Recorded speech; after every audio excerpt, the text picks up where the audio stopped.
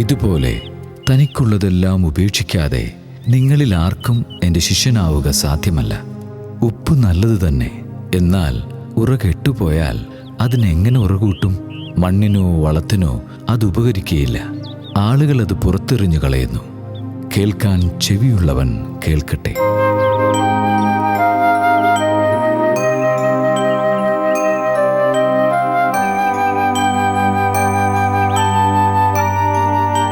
കർത്താവേ, എനിക്കുള്ളതെല്ലാം ഉപേക്ഷിച്ച് നിന്നെ ഞാൻ അനുഗമിക്കുന്നു.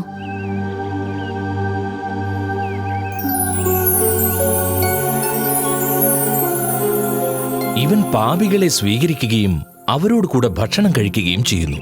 അവൻ എന്തിനാണ് അവളെ സ്പർശിക്കുന്നത്? അവളൊരു പാപിനിയല്ലേ? നിങ്ങളിൽ ആരാണ് തനിക്ക് 100 ആടുകൾ ഉണ്ടായിരിക്കെ അവയിൽ ഒന്ന് നഷ്ടപ്പെട്ടാൽ 99 മരുഭൂമിയിൽ വിട്ടിട്ട് നഷ്ടപ്പെട്ടതിനെ കണ്ടുകിട്ടുവോളം തേടിപ്പോകാത്തത്? കണ്ടുകിട്ടുമ്പോൾ സന്തോഷിച്ച് അതിനെ തോളിലേറ്റുന്നു.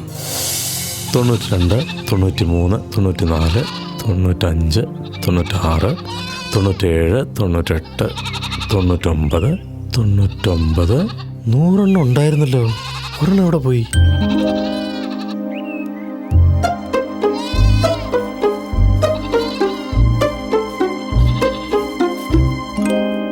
എൻ്റെ ഒരാടിനെ കാണുന്നില്ല. കുഞ്ഞേ, നീ എവിടെയാണ്? നീ എവിടെയാണ് കുഞ്ഞേ?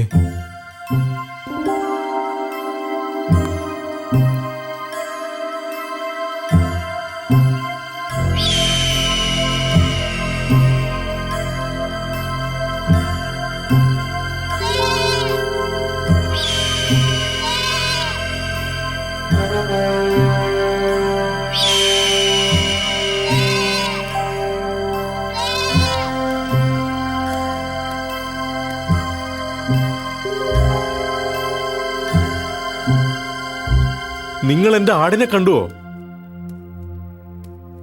നിങ്ങൾ എൻ്റെ കുഞ്ഞാടിനെ കണ്ടുവോ? ഇല്ലല്ലോ.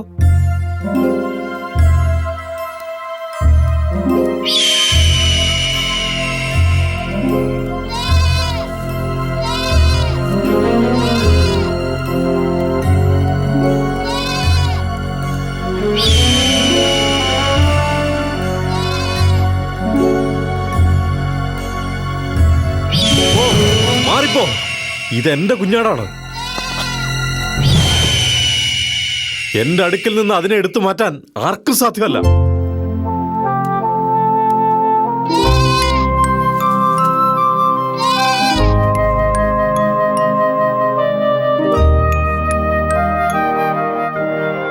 ഓ എന്റെ കുഞ്ഞെ, നീ എന്തിനാണ് എന്നെ വിട്ടുപോയത്?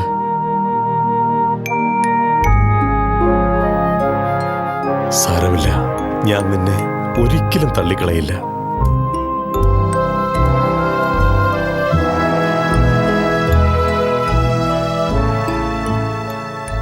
അതുപോലെ തന്നെ അനുതാപം ആവശ്യമില്ലാത്ത 99 നീതിമാന്മാരെക്കുറിച്ച് എന്നതിനേക്കാൾ അനുതപിക്കുന്ന ഒരു പാപിയെക്കുറിച്ച് സ്വർഗത്തിൽ കൂടുതൽ സന്തോഷമുണ്ടാകുമെന്ന് ഞാൻ നിങ്ങളോട് പറയുന്നു. 99-നേക്കാൾ വലുതാണോ ഒരെണ്ണം? നിനക്കറിയാമോ അവൻ എന്താണ് പറഞ്ഞതെന്ന്? നമ്മേക്കാൾ മഹത്വമുള്ളവളാണ് ആ പാപിനി, കാരണം അവൾ അനുതപിച്ച് യേശുവിലേക്ക് തിരിഞ്ഞു.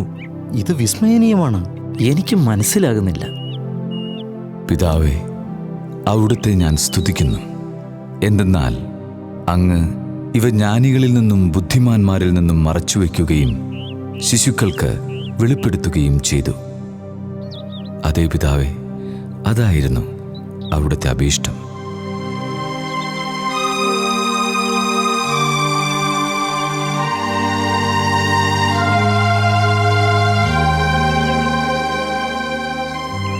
അതുപോലെ തന്നെ ഏതു സ്ത്രീയാണ് തനിക്ക് 10 നാണയം ഉണ്ടായിരിക്കെ അതിൽ 1 നഷ്ടപ്പെട്ടാൽ വിളക്ക് കൊളുത്തി വീടടിച്ചു വാരി അത് കണ്ട് കിട്ടുവോളം ഉത്സാഹത്തോടെ അന്വേഷിക്കാത്തത്?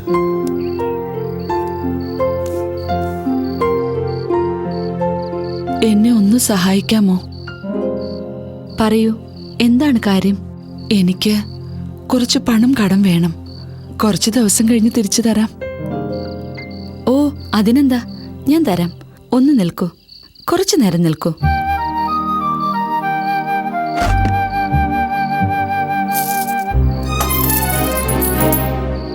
ഹോ, എന്റെ ദൈവമേ, എല്ലാം താഴെ പോയി. 1, 2, 3, 4, 5, 6, 7, 8, 9, 10 ഉണ്ടായിരുന്നല്ലോ. ഒരെണ്ണം എവിടെ പോയി?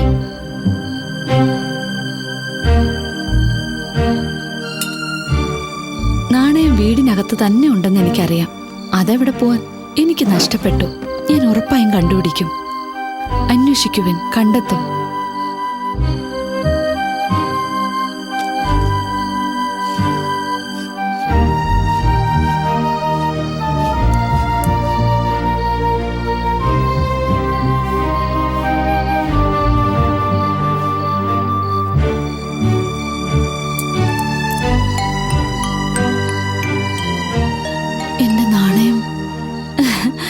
എന്റെ കളഞ്ഞുപോയ നാണയം കണ്ടുകിട്ടിയിരിക്കുന്നു. എന്നോട് കൂടെ സന്തോഷിക്കുവിൻ, എന്നോട് കൂടെ സന്തോഷിക്കുവിൻ. എന്റെ നഷ്ടപ്പെട്ട നാണയം അത് കണ്ടുകിട്ടിയിരിക്കുന്നു. നിങ്ങൾ ഇതെടുത്തോളൂ. നിങ്ങൾക്കുണ്ടാകുമ്പോ തിരിച്ചു തന്നാ മതി. എന്റെ കളഞ്ഞുപോയ നാണയം കണ്ടുകിട്ടിയിരിക്കുന്നു. അതുപോലെ തന്നെ അനുതപിക്കുന്ന ഒരു പാപിയെക്കുറിച്ച് ദൈവത്തിന്റെ ദൂതന്മാരുടെ മുൻപിൽ സന്തോഷമുണ്ടാകുമെന്ന് ഞാൻ നിങ്ങളോട് പറയുന്നു.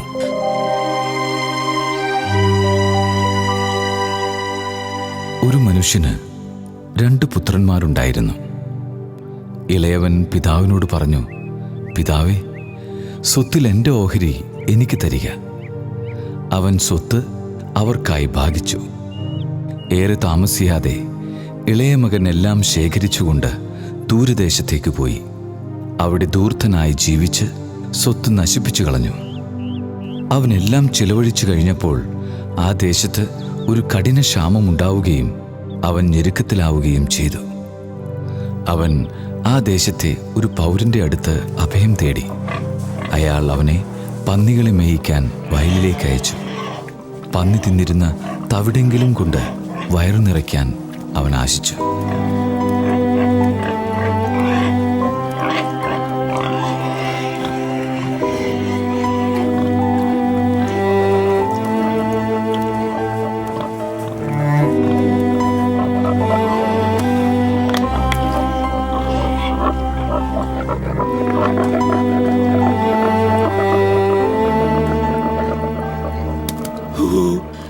ദൈവമേ, എനിക്ക് വിശക്കുന്നു. ഞാൻ വിശന്ന് മരിച്ചു പോവും. എന്നോട് ദയ തോന്നണേ.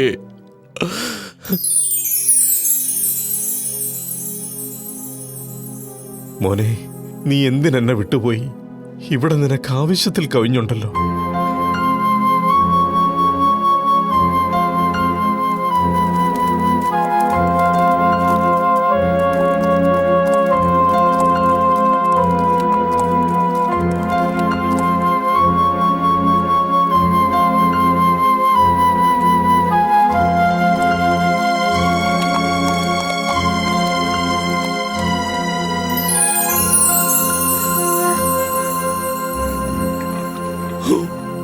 ദൈവമേ, ക്ഷമിക്കണേ.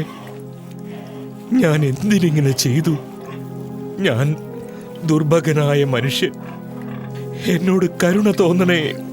എന്റെ പിതാവിന്റെ എത്രയോ ദാസന്മാർ സുഭിക്ഷമായി ഭക്ഷണം കഴിക്കുന്നു, ഞാനോ വിശന്നു മരിക്കുന്നു.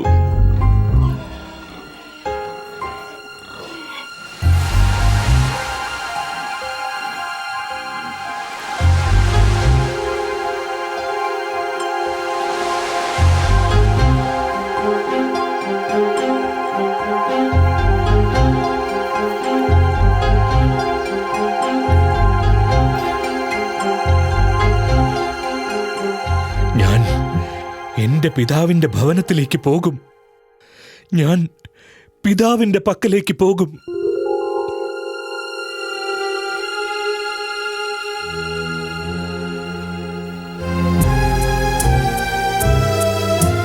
കർത്താവേ, അങ്ങയുടെ കോപത്തിൽ എന്നെ ശാസിക്കരുതേ. അങ്ങയുടെ ക്രോധത്തിൽ എന്നെ ശിക്ഷിക്കരുതേ. അങ്ങയുടെ അസ്ത്രങ്ങൾ എന്നിലാഞ്ഞു തറച്ചിരിക്കുന്നു. അങ്ങയുടെ കരമെൻ്റെ മേൽ പതിച്ചിരിക്കുന്നു. അങ്ങയുടെ രോഷം മൂലം എൻ്റെ ശരീരത്തിൽ സ്വസ്ഥതയില്ല. എൻ്റെ പാപം നിമിത്തം എൻ്റെ അസ്ഥികളിൽ ആരോഗ്യവുമില്ല.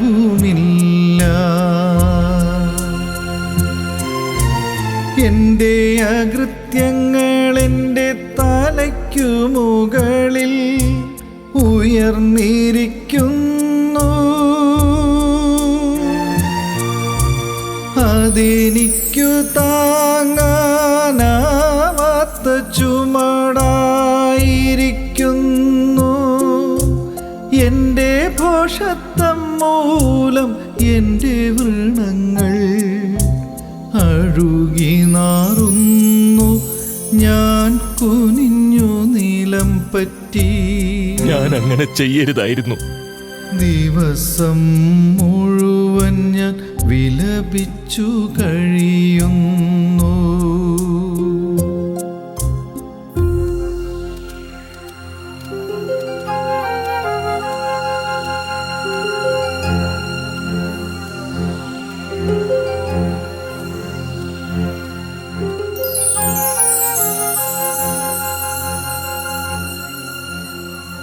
മോനെ, ഞങ്ങളെ വിട്ടു പോകല്ലേ, ദയവായി പോകല്ലേ.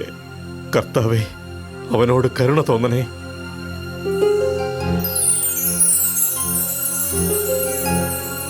പിതാവേ, സ്വർഗത്തിനെതിരായും നിന്റെ മുമ്പിലും ഞാൻ പാപം ചെയ്തു. നിന്റെ പുത്രൻ എന്ന് വിളിക്കപ്പെടാൻ ഞാൻ ഇനി യോഗ്യനല്ല. നിന്റെ ദാസരിൽ ഒരുവനായി എന്നെ സ്വീകരിക്കണേ. എൻ്റെ ഭോഷത്വം മൂലം എൻ്റെ വ്രണങ്ങൾ അഴുകി നാറുന്നു. ഞാൻ കുനിഞ്ഞു നിലം പറ്റി. ദിവസം മുഴുവൻ ഞാൻ വിലപിച്ചു യജമാനനെ, കഴിയുന്നു. അങ്ങ് എന്തെങ്കിലും കഴിക്കൂ. കുറേ ദിവസങ്ങളായി അങ്ങ് ഭക്ഷണം കഴിക്കാതിരിക്കുന്നു.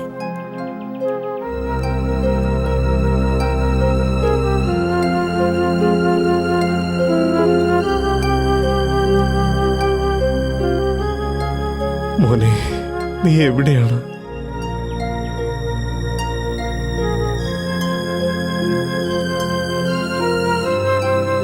മകൻ വീട് വിട്ടു പോയതിൽ പിന്നെ ഇവർ നേരാമണ്ണം ഒന്നും കഴിച്ചിട്ടില്ല.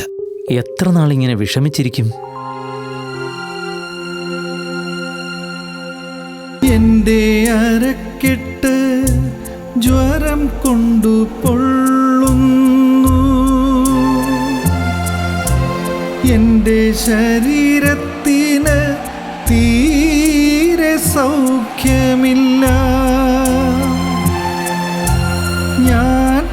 മൊത്തം ക്ഷീണിച്ചു തകർന്നിരിക്കുന്നു. ഹൃദയക്ഷോഭം നിമിത്തം ഞാൻ നെടുവീർപ്പിടുന്നു. കർത്താവേ, എൻ്റെ ആഗ്രഹങ്ങളങ്ങയ്ക്ക് അറിയാമല്ലോ. എൻ്റെ തേങ്ങലങ്ങയ്ക്ക് അജ്ഞാതമല്ല. എൻ്റെ ഹൃദയം തുടിക്കുന്നു, എൻ്റെ ശക്തി ക്ഷയിക്കുന്നു. കണ്ണുകളുടെ പ്രകാശവും എനിക്കു നഷ്ടപ്പെട്ടിരിക്കുന്നു. കർത്താവേ, അങ്ങേക്കു വേണ്ടിയാണ് ഞാൻ കാത്തിരിക്കുന്നത്. എൻ്റെ ദൈവമായ കർത്താവേ, അങ്ങാണെനിക്ക് ഉത്തരമരുളേണ്ടത്. ഇതാണ് എൻ്റെ പ്രാർത്ഥന. എൻ്റെ കാൽ വഴുതുമ്പോൾ അഹങ്കരിക്കുന്നവർ എന്നെ പ്രതി സന്തോഷിക്കാനിടയാക്കരുതേ. ഇതാ ഞാൻ വീഴാറായിരിക്കുന്നു. വേദന എന്നെ വിട്ടുപിരിയുന്നില്ല. ഞാൻ എൻ്റെ അകൃത്യങ്ങൾ ഏറ്റുപറയുന്നു. എൻ്റെ പാപത്തെപ്പറ്റി അനുതപിക്കുന്നു.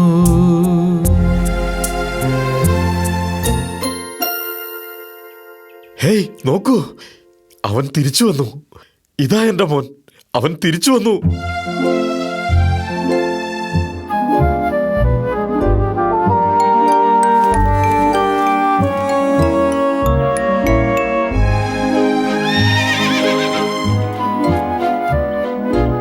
ഏയ്, എല്ലാവരും വേഗം വരൂ, മകൻ തിരിച്ചു വന്നിരിക്കുന്നു.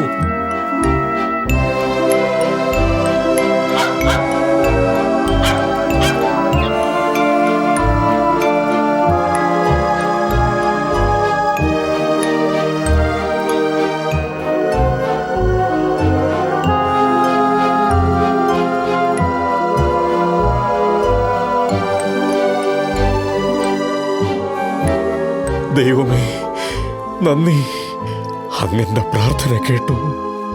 മോനെ, എൻ്റെ പ്രിയപ്പെട്ട മോനെ, ഞാൻ നിന്നെ സ്നേഹിക്കുന്നു. എനിക്ക് നിന്നോടുള്ള സ്നേഹം അനന്തമാണ്. പിതാവേ, സ്വർഗത്തിനെതിരായും നിന്റെ മുമ്പിലും ഞാൻ പാപം ചെയ്തു. നിന്റെ പുത്രൻ എന്ന് വിളിക്കപ്പെടാൻ ഞാൻ ഇനി യോഗ്യനല്ല. നിന്റെ ദാസരിൽ ഒരുവനായി എന്നെ സ്വീകരിക്കണേ. മോനെ, നീ എത്ര പാപം ചെയ്താലും നീ എൻ്റെ മോൻ തന്നെയാണ്.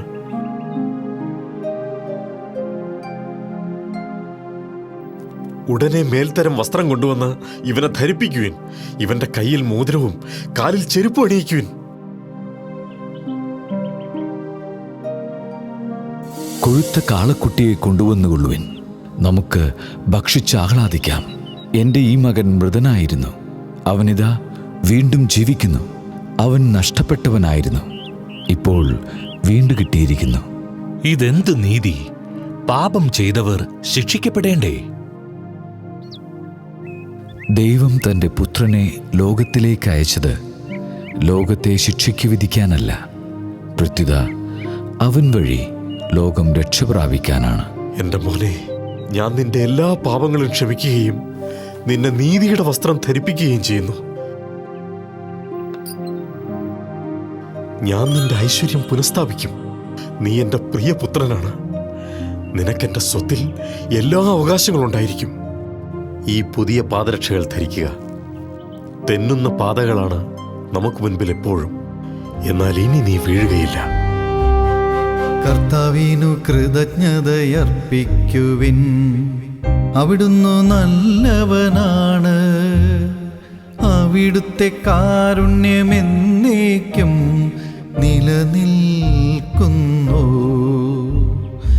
അവിടുത്തെ കാരുണ്യം ശാശ്വതമാണെന്ന് ഇസ്രായേൽ പറയട്ടെ. അവിടുത്തെ കാരുണ്യം ശാശ്വതമാണെന്ന് അഹ്റോന്റെ ഭവനം പറയട്ടെ. അവിടുത്തെ കാരുണ്യം ശാശ്വതമാണെന്ന് കർത്താവിന്റെ ഭക്തന്മാർ എന്താ ഇത്ര ആഹ്ലാദവും ബഹളവും? നിന്റെ സഹോദരൻ തിരിച്ചു വന്നിരിക്കുന്നു. അവനെ സസുഖം തിരിച്ചു കിട്ടിയതുകൊണ്ട് നിന്റെ പിതാവ് കൊഴുത്ത കാളക്കുട്ടിയെ കൊന്നിരിക്കുന്നു. രക്ഷിച്ചു. എന്റെ പ്രാർത്ഥന കേട്ട് അവിടുന്ന് എന്നെ അവൻ എന്തിന് തിരിച്ചു വന്നു? അവനെ എന്തിനു സ്വീകരിക്കണം? എന്തിനാ ഈ ആഘോഷങ്ങൾ? കർത്താവ് എന്റെ പിതാവ് നിന്നെ വിളിക്കുന്നു. വരൂ, ആഘോഷങ്ങളിൽ പങ്കുകൊള്ളൂ. അവൻ പാപിയാണ്. എന്തിനവൻ തിരിച്ചു വന്നു? പോകൂ, എനിക്കിതിൽ പങ്കുകൊള്ളണ്ട. എന്നെ സഹായിക്കാൻ കർത്താവ് എന്റെ പക്ഷത്തുണ്ട്. നോക്കൂ, എത്ര വർഷമായി ഞാൻ നിനക്ക് ദാസ്യവേല ചെയ്യുന്നു. ഒരിക്കലും നിന്റെ കൽപ്പന ഞാൻ ലംഘിച്ചിട്ടില്ല. എങ്കിലും എൻ്റെ കൂട്ടുകാരടുത്ത് ആഹ്ലാദിക്കാൻ ഒരാട്ടിൻകുട്ടിയെ പോലും നീ എനിക്ക് തന്നില്ല. എന്നാൽ വേശ്യകളോട് കൂട്ടുചേർന്ന് നിന്റെ സ്വത്തെല്ലാം ധൂർത്തടിച്ച നിന്റെ ഈ മകൻ തിരിച്ചു വന്നപ്പോൾ അവനു വേണ്ടി നീ കൊഴുത്ത കാളയെ കൊന്നിരിക്കുന്നു. മോനെ, നീ എന്താണ് പറയുന്നത്? നീ എപ്പോഴും എന്നോടുകൂടെ ഉണ്ടല്ലോ. എനിക്കുള്ളതെല്ലാം നിന്റേതാണ്. ഇപ്പോൾ നമ്മൾ ആനന്ദിക്കുകയും ആഹ്ലാദിക്കുകയും വേണം. എന്തെന്നാൽ നിന്റെ ഈ സഹോദരൻ മൃതനായിരുന്നു. അവനിപ്പോൾ ജീവിക്കുന്നു. നഷ്ടപ്പെട്ടിരുന്നു, കണ്ടുകിട്ടിയിരിക്കുന്നു. വരൂ, നമുക്ക് ആഹ്ലാദിക്കാം. കർത്താവിനു കൃതജ്ഞതയർപ്പിക്കുവിൻ. അവിടുന്ന് നല്ലവനാണ്. അവിടുത്തെ കാരുണ്യമെന്നേക്കും നിലനിൽക്കുന്നു. അവിടുത്തെ കാരുണ്യം ശാശ്വതമാണെന്ന് അവൻ നഷ്ടപ്പെട്ടിരുന്നു, ഇപ്പോൾ കണ്ടുകിട്ടിയിരിക്കുന്നു.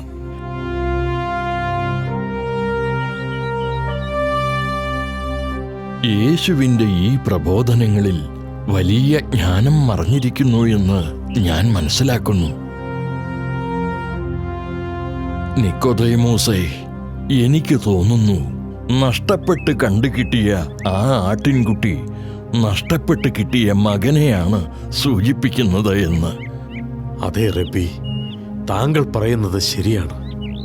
വീട്ടിൽ തന്നെ ആയിരുന്ന നാണയം വീട്ടിനകത്തു വെച്ച് തന്നെ നഷ്ടപ്പെട്ടു എന്ന പോലെ പിതാവിനോടൊപ്പമായിരുന്നു, എന്നിട്ടും മൂത്ത മകൻ നഷ്ടപ്പെട്ടവനെ പോലെ ആയിരുന്നു. റബ്ബി, വീടിനകത്ത് കാണാതെ പോയ നാണയം നിയമമനുസരിക്കുകയും എന്നാൽ ദൈവനീതി അനുഭവിക്കാതിരിക്കുകയും ചെയ്യുന്ന നമ്മളെപ്പോലുള്ളവരാണ്. വീട് വിട്ട് നഷ്ടപ്പെട്ട് കണ്ടുകിട്ടിയവർ നിയമം ലംഘിച്ച് പാപം ചെയ്തവരാണ്.